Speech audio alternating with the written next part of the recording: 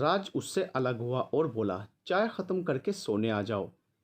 इतना बोलकर राज चला गया और रिया वहीं खड़ी आसमान को ताकती रही, जहां आसमान में चारों तरफ बादल छाए हुए थे और बारिश किसी भी वक्त हो सकती थी।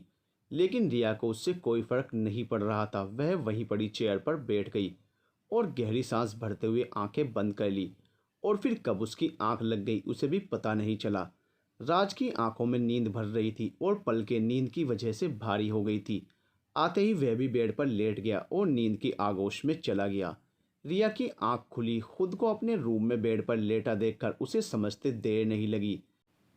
राज उसे यहाँ लेकर आया है। उसने अपने बराबर साइड देखा जहाँ राज नहीं था। रिया उठकर बैठ गई। कुछ देर वह अपने हाथों में सर पकड़े बैठी रही, अपनी और राज की शादी के बारे में सोचती रही। जिंदगी बड़ा दर्द देती है। आज अगर मम्मा पापा जिंदा होते शायद मेरे साथ ये सब नहीं हो रहा होता। दादू ज़बरदस्ती मेरी शादी राज से करने के लिए मुझ पर जोर न दे रहे होते। और राज जिस तरह मुझे डराता है और बिना मेरी मर्जी के मेरे करीब आता है, ऐसा ना होता और मैं भी बिना किसी डर के मस्त होकर अपनी ज़िंदगी जी रही होती। लेकिन अफसोस ऐसा नहीं है। मेरे मॉम डैड तो पता नहीं क्यों मुझे अकेला छोड़कर चले गए इस मतलबी दुनिया में। मम्मा पापा कहाँ हैं आप? आपकी बेटी को आपकी बहुत याद आ रही है। क्यों चले गए मुझे छोड़कर? मुझे भी अपने साथ ही लेकर जाते ना। रिया ऊपर सीलिंग की तरफ देखकर बोली और घुटनों में अपना चेहरा छिपाकर सिसक पड़ी। कुछ देर बाद रिया ने अपने आंसू साफ किए और उठकर वॉशरूम में चली गई। लेकिन वह मन ही मन खुद से वादा कर चुकी थी। वह एक कमज़ोर लड़की है और राज जैसा आदमी बहुत ही आसानी से उसे बस में कर सकता है। इसलिए उस पर अब जो भी जैसा भी अत्याचार राज करेगा, या फिर घर वालों की नफरत या फिर गुस्सा, वह सब कुछ खामोश होकर सहेगी। राज के साथ जाने के अलावा उसके पास अब कोई ऑप्शन नहीं बचा था। नहाकर वह वॉशरूम से बाहर आई और अपने बाल सुखाने के बाद अपनी पैकिंग करने लगी। राज नाश्ते के लिए उसे बुलाने आया और उसे पैकिंग करती देख दरवाजे पर ही खड़ा हो गया और बोला, अब कहाँ भागने के बारे में प्लान बना रही हो? अब उस आशिक के साथ भागना चाहती हो? राज के इतना बोलते ही रिया ने गर्दन उठाकर हैरानी से उसकी तरफ देखा। राज का ऐसे बोलना उसे बिल्कुल भी अच्छा नहीं लगा था। इनफैक्ट दिल में कहीं टीस सी उठी और आंखों में नमी जमा हो गई। राज उसकी आंखों की नमी देखता इससे पहले ही रिया ने वापस गर्दन झुका ली और पैकिंग करते हुए बोली, कहीं नहीं जा रही हूँ और ना ही अपने आशिक के साथ भाग रही हूँ। घर जाने के लिए पैकिंग कर रही हूँ। किस वक्त निकलना है हमें यहाँ से? शाम को निकलेंगे, अभी बहुत वक्त है जाने के लिए। इसलिए आकर नाश्ता कर लो, मैंने बना दिया है। आप चलिए मैं आती हूँ। रिया उसकी तरफ बिना देखे बोली, अभी चलो, बाद में कर लेना पैकिंग। आप चलिए मैं आ रही हूँ। ठीक है जल्दी आओ। इतना बोलकर राज चला गया। उसके जाने के बाद रिया ने गहरी सांस ली और उसके पीछे ही बाहर आ गई। रिया ने अपनी पैकिंग कर ली थी। वह अपना बैग लेकर बाहर आई जहां राज उसका ही इंतज़ार कर रहा था। शाम हो गई थी और अंधेरा होने वाला था। मैं बैग गाड़ी में रख देता हूँ, तुम गेट लॉक करके नीचे आ जाओ। इतना बोलकर राज रिया का बैग लेकर वहाँ से चला गया। रिया ने एक नज़र अपने फ्लैट पर डाली और मन ही मन बोली, अब पता नहीं कभी यहाँ आ भी पाऊंगी या नहीं। इस फ्लैट से मेरी बहुत यादें जुड़ी हैं। हर दुख दर्द में मुझे यहाँ आकर सुकून मिला है। राज से शादी के बाद मेरी ज़िंदगी में सुकून होगा भी या नहीं ये मैं नहीं जानती। अब ज़िंदगी जैसी भी होगी समझौता तो करना ही होगा। रिया ने गेट लॉक किया और चाबी अपने पर्स में डाली और लिफ्ट की तरफ बढ़ गई। रिया के गाड़ी में बैठते ही राज ने गाड़ी आगे बढ़ा दी। रिया खिड़की से बाहर खाली सड़क को देख रही थी जहां सब कुछ पीछे छूटता जा रहा था। उसके दिल में एक हुक सी उठ रही थी। रिया ने सीट से सर टिका लिया और आंखें बंद कर ली। राज उसके मनोभाव जान और समझ रहा था, इसलिए उसने एक नज़र उसे देखा और खामोशी से सामने देखकर ड्राइव करने लगा। इधर राज ने नरेंद्र को मैसेज कर दिया, वह रिया को लेकर आ रहा है। कुछ घंटों में रिया उनके पास होगी। नरेंद्र ने यह खबर घर में सबको बता दी थी, जिससे सब खुश थे और घर में खुशी का माहौल बन गया। वरना कुछ दिनों से घर में गहरी शांति बनी हुई थी। आज सब कुछ नरेंद्र को अच्छा लग रहा था। वह रिया के आने की खबर सुनकर पूरी रात सोए नहीं और जागकर उसके आने का इंतजार करते रहे। राज को ड्राइव करते हुए पूरी रात हो गई। सुबह के 5 बज चुके थे। अब भी घर पहुंचने में 1 घंटे का वक्त बाकी था। पूरी रात जागकर ड्राइव करने की वजह से वह पूरी तरह थक गया था और आंखें बार बार बंद हो रही थी। कैसे भी करके उसे रिया को घर पहुंचाना होगा। यही सोचकर राज ने गाड़ी सड़क किनारे रोकी और गाड़ी से बाहर आकर पानी के छींटे अपने चेहरे पर मारने लगा। जिससे नींद ना आए। उसने पूरी बोतल अपने सिर पर उड़ेल ली और बालों को झटकने लगा। फिर से गाड़ी में आकर बैठ गया और गाड़ी स्टार्ट करके गाड़ी आगे बढ़ा दी। उसने एक नज़र रिया पर डाली जो अभी भी सुकून से सो रही थी। इसके मज़े हैं, पूरी रात ऐसे ही सोते हुए आ रही है और एक मैं हूँ जो पूरी रात जाग कर इस मैडम को इसके घर पहुँचाना चाहता हूँ। एक बार शादी हो जाए उसके बाद तुमसे गिन गिन कर बदले ना लिए तो मेरा नाम भी राज ग्रोवर नहीं। जितनी मनमानी तुम्हें करनी थी वो तुम कर चुकी हो, लेकिन अब मेरी बारी है। राज तीखी मुस्कुराहट चेहरे पर सजाकर बोला और सामने देखकर गाड़ी ड्राइव करने लगा। राज एक बार फिर से गाड़ी ड्राइव करने लगा। रिया के घर से 10 मिनट की दूरी पर उसने गाड़ी रोकी और रिया के कंधे पर हाथ रखकर बोला, रिया उठो, हम घर पहुंचने वाले हैं। उसका इतने बोलते ही रिया ने कुनमुनाते हुए आंखें खोली। खुद को गाड़ी में देखकर एक पल के लिए हैरान रह गई, लेकिन फिर याद आते ही वह सही होकर बैठ गई और गर्दन घुमाकर राज की तरफ देखा जो उसे ही देख रहा था। ऐसे कैसे, क्या देख रहे हैं? वह सीट से सटकर बोली, देख रहा हूँ कोई इतने घंटे कैसे आराम से सो सकता है। आंख लग गई थी, फिर पता ही नहीं चला कैसे इतनी देर तक सोती रही। चलो कोई नहीं, घर आने वाला है, मैं तुम्हें घर के बाहर उतार कर अपने घर के लिए निकल जाऊंगा, बहुत थक गया हूँ, घर जाकर सोना है अब। इतना बोलकर राज ने गाड़ी स्टार्ट करके आगे बढ़ा दी और रिया सामने देखने लगी। 10 मिनट बाद राज ने गाड़ी रिया के घर के बाहर रोकी और गाड़ी से बाहर आकर डिग्गी से बैग निकाला। तब तक रिया भी गाड़ी से बाहर आ चुकी थी। राज ने उसकी कलाई पकड़ी और उसे अंदर ले जाते हुए बोला, घर के अंदर छोड़ना तुम्हें ज़रूरी है, कहीं मैं तुम्हें यहाँ बाहर छोड़कर चला जाऊँ और तुम फिर से यहाँ से भाग जाओ और उस विकी के पास चली जाओ। एक बार फिर राज के बोलने के बाद रिया को एहसास होने लगा था उसने विकी को बुलाकर शायद बहुत बड़ी गलती कर दी थी। सुबह से राज 2 बार उसे इस बात का ताना मार चुका है जो उसे बिल्कुल भी अच्छा नहीं लग रहा था, और ये सब उसका ही किया धरा था जो अब रिया को भुगतना था। अगर मुझे भागना होता मैं वापस ना आती, और बार बार ये बात कहना बंद कीजिए। तुमने जो किया वो भुलाया नहीं जा सकता। इतना बोलकर राज ने डोरबेल बजा दी। उसके इतना बोलते ही रिया ने हैरानी से उसकी तरफ देखा लेकिन कुछ कहा नहीं, और फिर राज रिया को छोड़कर जा चुका था। रिया ने एक बार फिर नरेंद्र से माफ़ी मांग ली थी, ये बोलकर आज के बाद वह ऐसा कुछ नहीं करेगी और राज से शादी कर लेगी।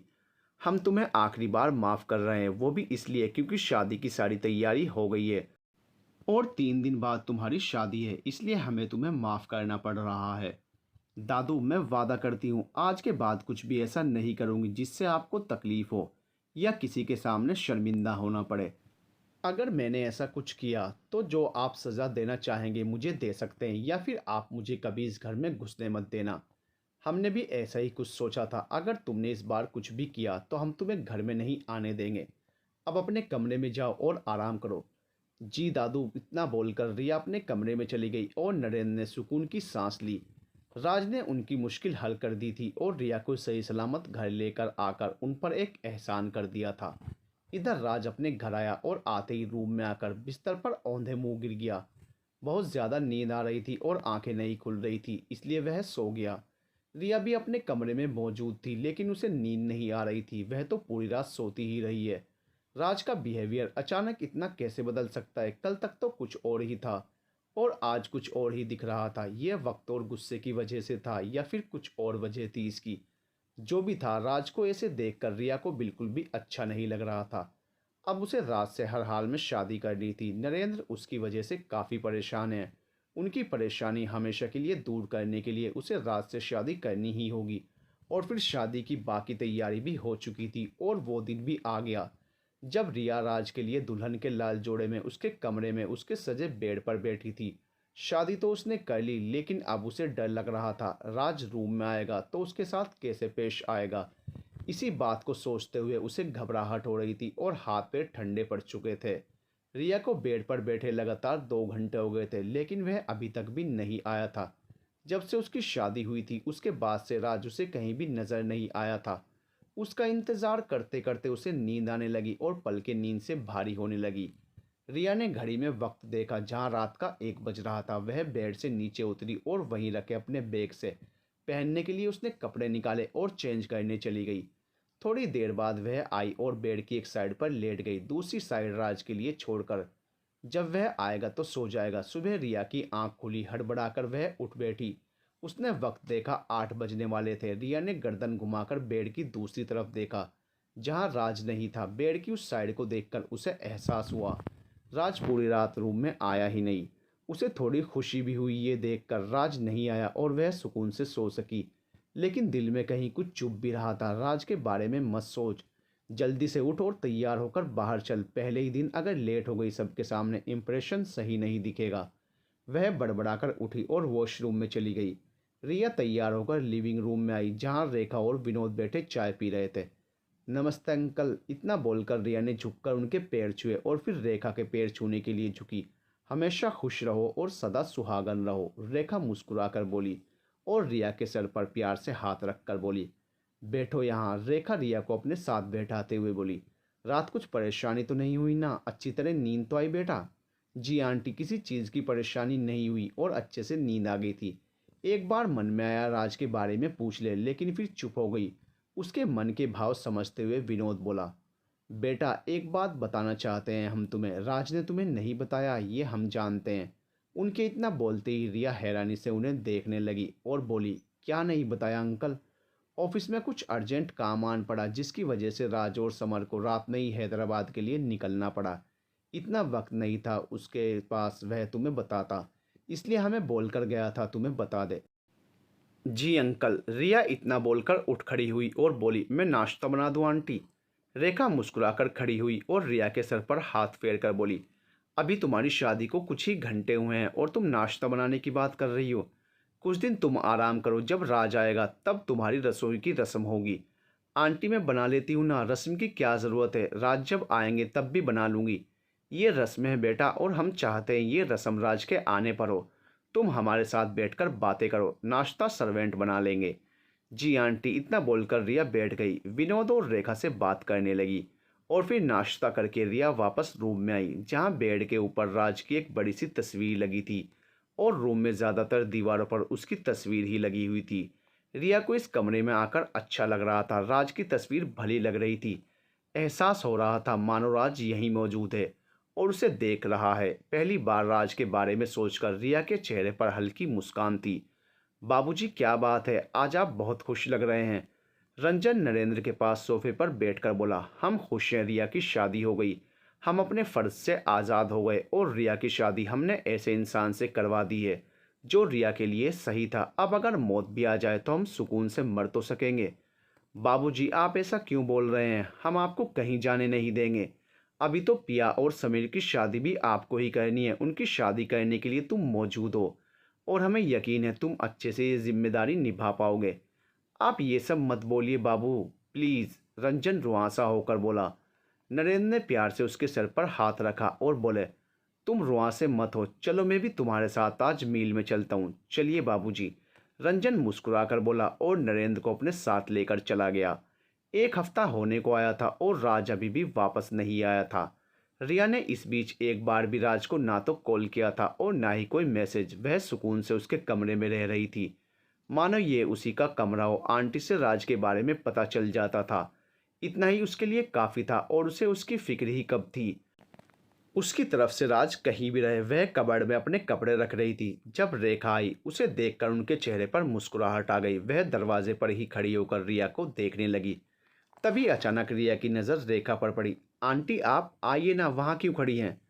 रिया मुस्कुराकर बोली, एक वक्त था जब सोचा करती थी क्या कभी मेरे बेटे की ज़िंदगी में भी कोई ऐसी लड़की आएगी जो उसके रूम की रौनक होगी, जिससे उसकी ज़िंदगी में खुशी होगी। आज वो दिन आ गया है, लेकिन राज अपने काम में इतना बिजी है उसे घर आने तक का भी वक्त नहीं है। लेकिन बहुत हुआ, अब राज आ रहा है, रास्ते में है, तुम अच्छे से तैयार हो जाना। रेखा के इतने बोलते ही रिया के चेहरे के भाव बदल गए और चेहरे पर हल्की मुस्कान आ गई जिसे रेखा ने भी देखा। अब मैं चलती हूँ, कुछ अच्छा सा खाने के लिए बनाने के लिए बोलती हूँ, तुम तैयार हो जाना। जी आंटी, रिया के इतना बोलते ही रेखा वहाँ से चली गई और रिया के चेहरे पर मानो शर्म की लाली उभर आई। उसके आने की खबर सुनकर रिया को अच्छा लग रहा था। एक हफ्ते बाद आज उसकी शक्ल देखने को मिलेगी और उसकी नोक झोंक जिसे उसने बहुत मिस किया। रिया उठकर जल्दी जल्दी कबर्ड में कपड़े रखने लगी और पहनने के लिए रेड साड़ी निकाल ली। साड़ी निकाल तो ली है लेकिन मुझे तो पहननी ही नहीं आती, अब कैसे ये साड़ी पहनूं? वह इतना ही बोली जब रिया को रेखा का ख्याल आया। उसके चेहरे पर मुस्कान आ गई। रिया ने फटाफट अपने सारे काम निपटाए और साड़ी लेकर रेखा के रूम की तरफ बढ़ गई। वह गाड़ी ड्राइव कर रहा था, उसके चेहरे पर कोई भी भाव नहीं था। शादी के बाद आज वह रिया से मिलेगा, लेकिन उससे मिलने की राज को कोई खुशी नहीं हो रही थी। उसे शायद याद भी नहीं था उसके घर में, उसके कमरे में अब कोई है जो उसकी जिम्मेदारी और जिंदगी का हिस्सा है। राज को रिया से एक अजीब सी चिढ़ हो रही थी और उसके नाम से भी नफरत हो रही थी। घर जाकर रिया और उसके बीच क्या होने वाला है ये बात वह अच्छे तरीके से जानता था, इसलिए घर जाने से पहले वह खुद को तैयार कर रहा था। इधर रिया ने तैयार होकर एक नज़र आईने में खुद पर डाली। उसके चेहरे पर मुस्कुराहट आ गई। आज से पहले कभी उसने साड़ी नहीं पहनी थी और अपना ये रूप पहली बार देख रही थी। मांग में सिंदूर, गले में मंगलसूत्र और हाथ में जूड़ा उस पर बहुत ही फब रहा था। राज जब उसका यह रूप देखेगा तो देखता ही रह जाएगा, यही सोचकर रिया के पेट में गुदगुदी हो रही थी और चेहरे पर शर्म की लाली उभर आई थी। पलकें खुद ब खुद झुक गई थी। पता नहीं ये कैसा एहसास और कैसी फीलिंग थी जो समझ नहीं आ रही थी। प्यार तो नहीं करती थी उससे और ना पसंद करती थी, फिर कैसा एहसास था उसके आने की खबर सुनकर जो समझ नहीं आ रहा था। लेकिन दिल की धड़कन तेज रफ्तार के साथ बढ़ रही थी। रिया तैयार होकर लिविंग रूम में आई, तभी डोरबेल बजी। आसपास कोई नहीं था। रिया अपना साड़ी का पल्लू संभालते हुए गेट के पास आई और गेट खोल दिया। नज़र सामने खड़े राज पर पड़ी जो अपने फ़ोन में बिजी था। एक नज़र उसने रिया को देखा और उसे इग्नोर करके बराबर साइड से निकलकर अंदर चला गया। खुद को ऐसे इग्नोर होता देख रिया का मुंह हैरानी से खुल गया और चेहरा बुझ सा गया। उसने दरवाज़ा बंद किया और रूम में आई जहां राज आंखें बंद किए काउच पर बैठा था। रिया उसके सामने हाथ बांधकर खड़ी होकर बोली, मुझे ऐसे इग्नोर क्यों किया जैसे मुझे जानते ही नहीं हो? मैंने किसी को इग्नोर नहीं किया, मुझे सोना है, तुम जाओ यहाँ से। और जब तक मैं ना बोलूँ रूम में मत आना, सुकून से सोना चाहता हूँ।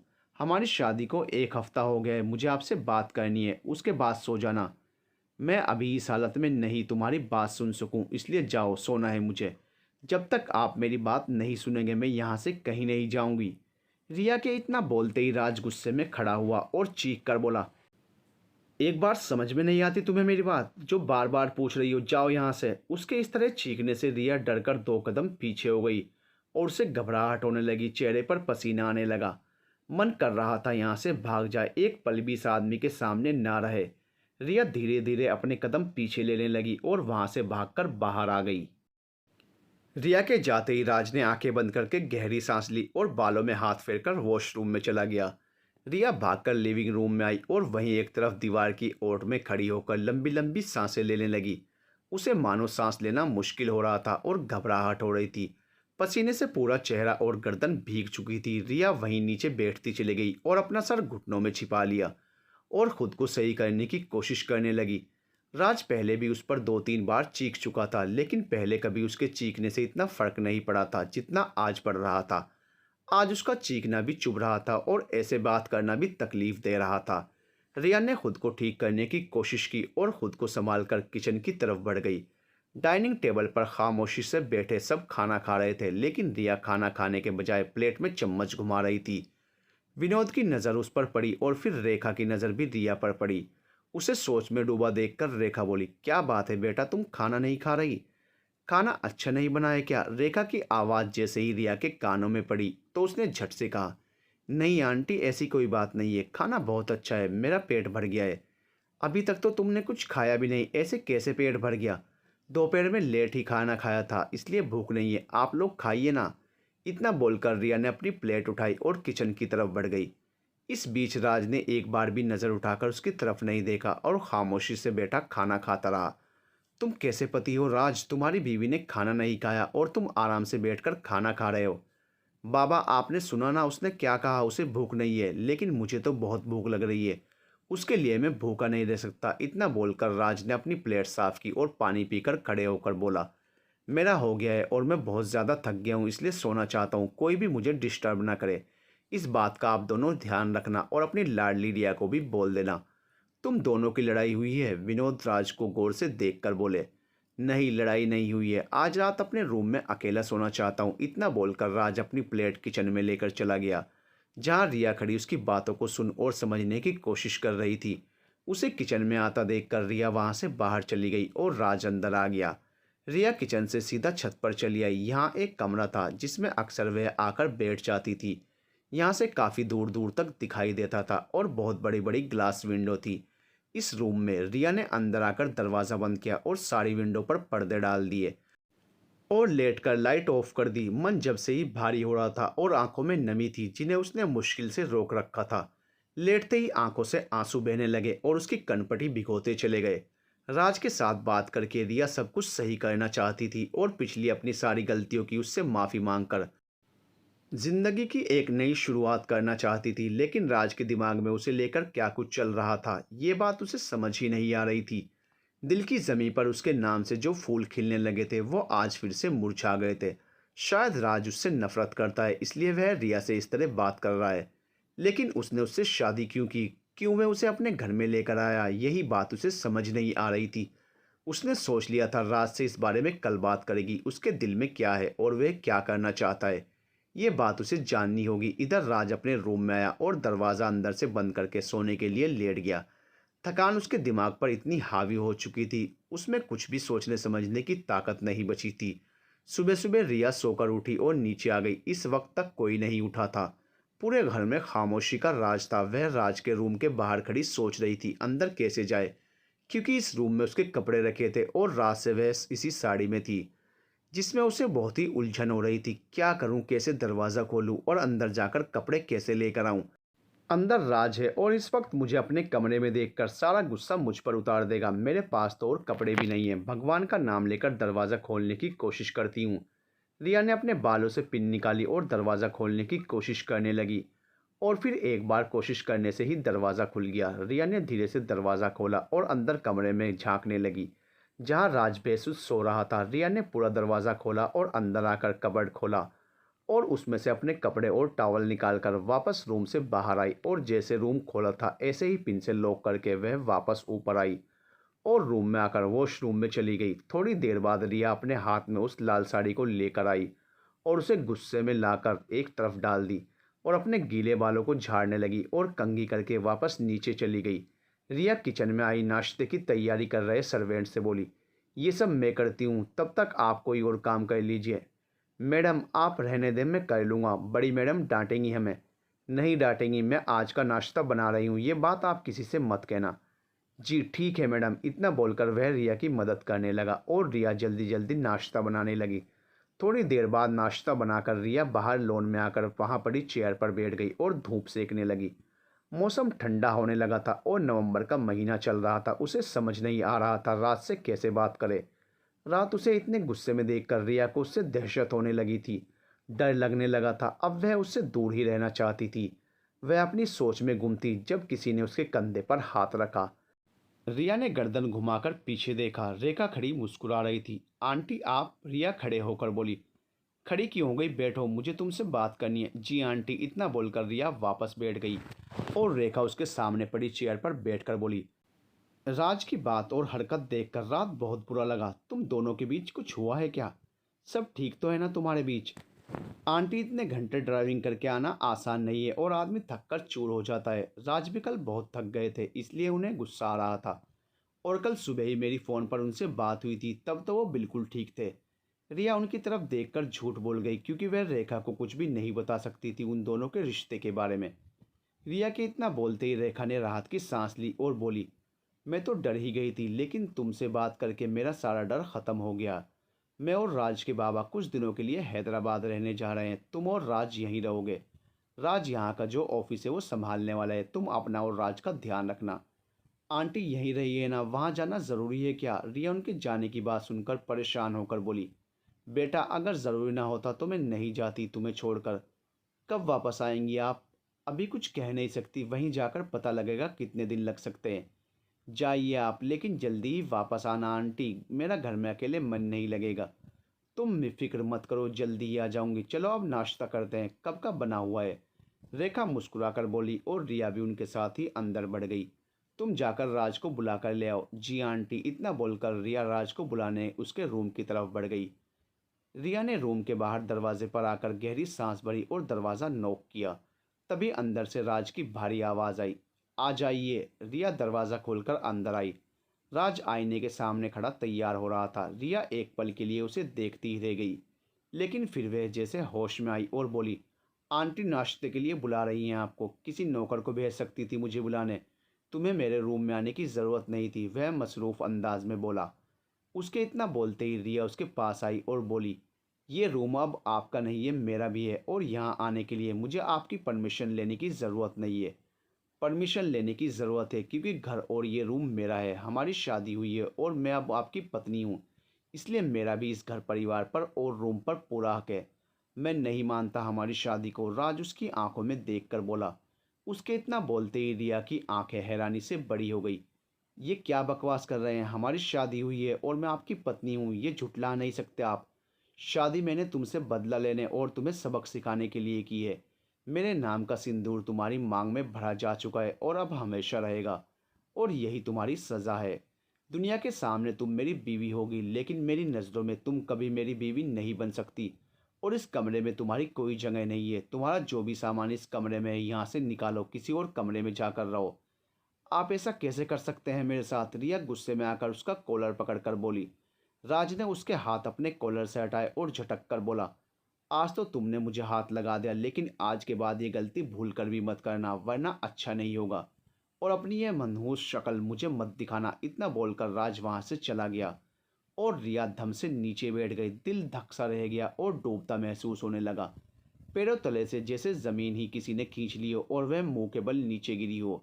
समझ नहीं आ रहा था क्या रिएक्ट करे, क्या बोले और क्या नहीं। बस खामोशी से बैठी सामने दीवार को देख रही थी जहाँ राज की तस्वीर लगी हुई थी। आंखों के कोर भीगने लगे थे। वह ठगी सी बैठी थी। सब कुछ होते हुए भी उसके हाथ खाली रह गए। राज ने उसे इतना बड़ा धोखा दिया, ये बात उससे बर्दाश्त नहीं हो रही थी। उसकी आंख से एक आंसू टपक कर नीचे गिरा और फिर लगातार आंसू गिरने लगे। सब नाश्ते पर आकर इंतजार कर रहे हैं मैडम, दरवाजे पर खड़े सर्वेंट ने आकर कहा। आ रही हूँ, इतना बोलकर रिया ने अपने आंसू साफ किए और बाहर चली गई। डाइनिंग टेबल पर बैठे सब नाश्ता करने लगे। रिया राज की बराबर वाली चेयर खींचकर बैठ गई और प्लेट में एक पराठा रख लिया और खाने लगी।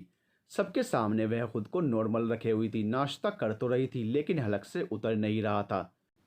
राज, आज हम हैदराबाद जा रहे हैं कुछ दिनों के लिए। विनोद के इतना बोलते ही राज ने गर्दन उठाकर उनकी तरफ देखा और बोला, क्यों बाबा, क्यों जा रहे हैं आप लोग हैदराबाद? मुझे वहाँ कुछ ज़रूरी काम है और वहाँ कितना वक्त लगेगा ये नहीं पता। तुम्हारी माँ भी मेरे साथ ही जा रही है। मॉम, आप भी जा रही हैं?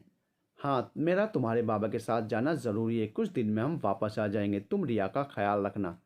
ठीक है, लेकिन जल्दी आने की कोशिश करना। इतना बोलकर राज वापस नाश्ता करने लगा और फिर कुछ देर बाद उठ खड़ा हुआ और बोला, मैं भी चलता हूँ, एक ज़रूरी मीटिंग है। आप लोग ध्यान से जाइएगा और वहाँ पहुँचकर कॉल कर देना।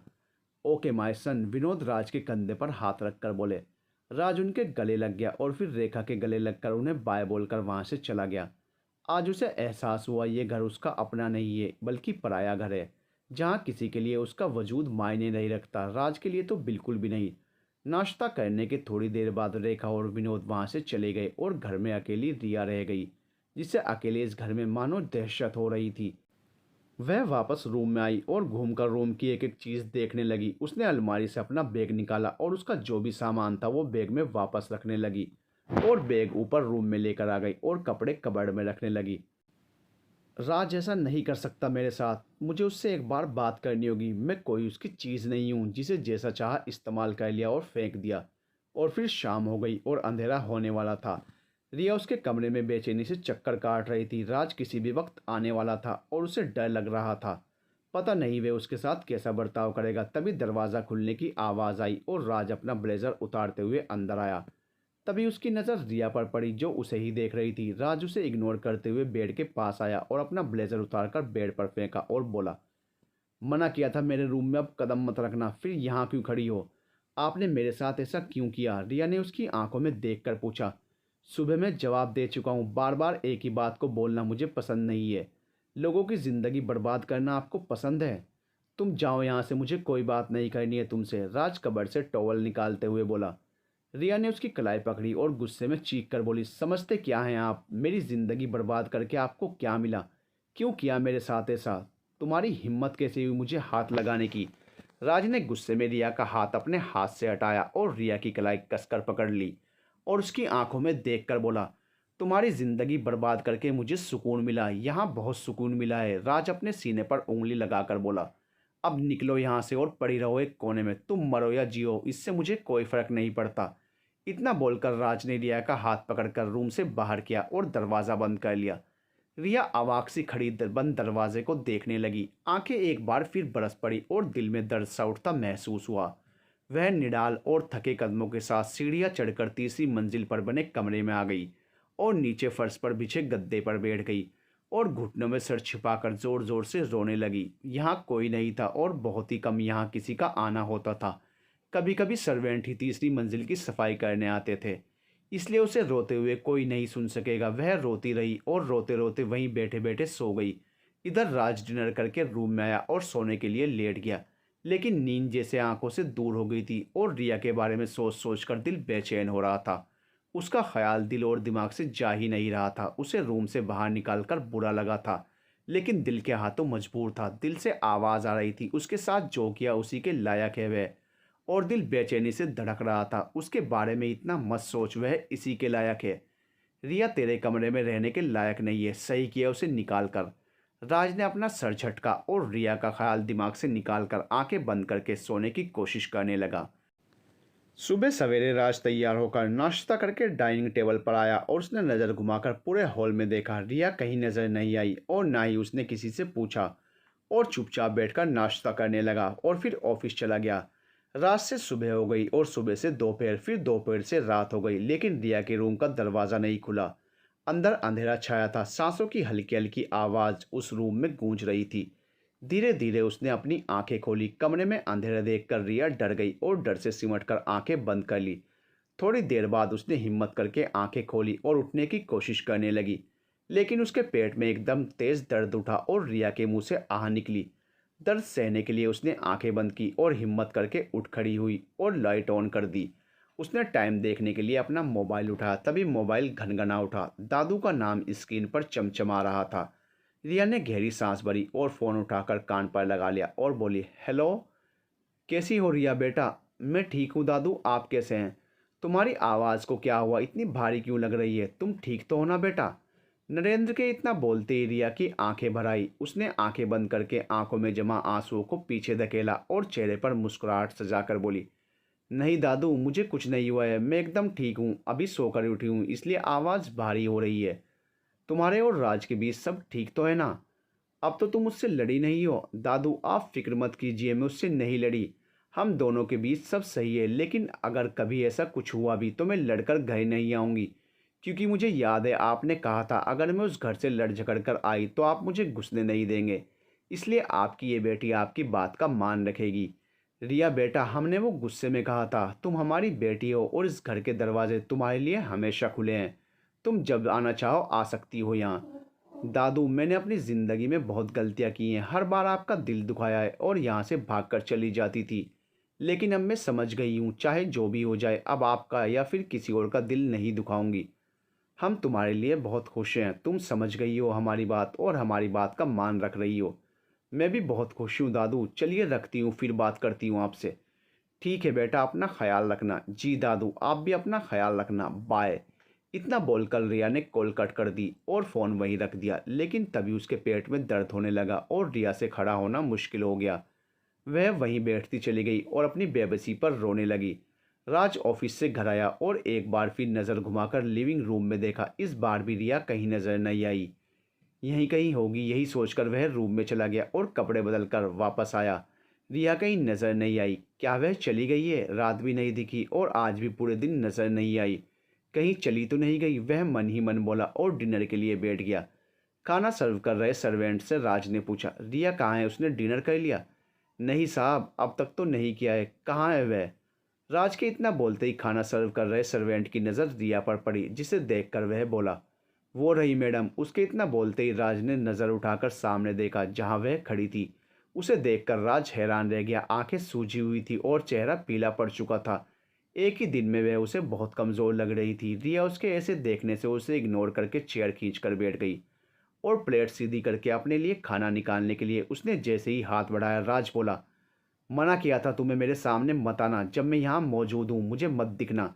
लेकिन तुम्हारी समझ में मेरी बात कहाँ आती है? रिया ने नज़र उठाकर उसकी तरफ देखा और बोली, फिक्र मत कीजिए, अब से नहीं आऊँगी आपके सामने। भूख लग रही थी इसलिए आना पड़ा। पहले मैं खाना खा लूँ, उसके बाद तुम खा सकती हो। राज के इतना बोलते ही रिया ने अपना हाथ पीछे खींच लिया और वहाँ से उठकर बाहर लॉन में आ गई। राज ने एक नज़र उसे देखा और खाना खाने लगा। वह एक तरफ नीचे घास पर बैठ गई और नज़र तारों से भरे आसमान में गड़ा ली, जहाँ रोज के मुकाबले आज बहुत चमक थी और तारे पूरे आसमान पर थे। मॉम डैड, देख रहे हैं ना आपकी बेटी की क्या हालत हो गई है। ना अब अपना घर अपना रहा और ना ही ये घर मेरा अपना है, जहाँ रहते हुए मेरा दम घुट रहा है। आप लोगों ने अच्छा नहीं किया मुझे यहाँ छोड़कर। अपने साथ ले गए होते तो अच्छा ही होता। मुझे आपके पास आना है, प्लीज़ मुझे भी बुला लीजिए अपने पास, नहीं रहना है मुझे यहाँ। मैडम खाना खा लीजिए, साहब चले गए। रिया ने अपने चेहरे पर आए आंसुओं को साफ किया और बोली, मनोज यहीं मेरे लिए खाना ले आइए, अंदर दम घुट रहा है मेरा। To be continued. रिया की ज़िंदगी आगे क्या मोड़ लेगी जानने के लिए बने रहिए हमारे साथ।